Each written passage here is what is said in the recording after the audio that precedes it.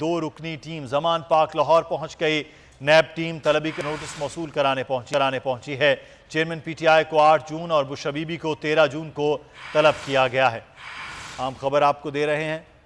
तजम्मुल बुखारी हमारे नुमाइंदे इस वक्त हमारे साथ है। जी तजम्मुल, आगाह कीजिएगा, क्या अपडेट्स हैं?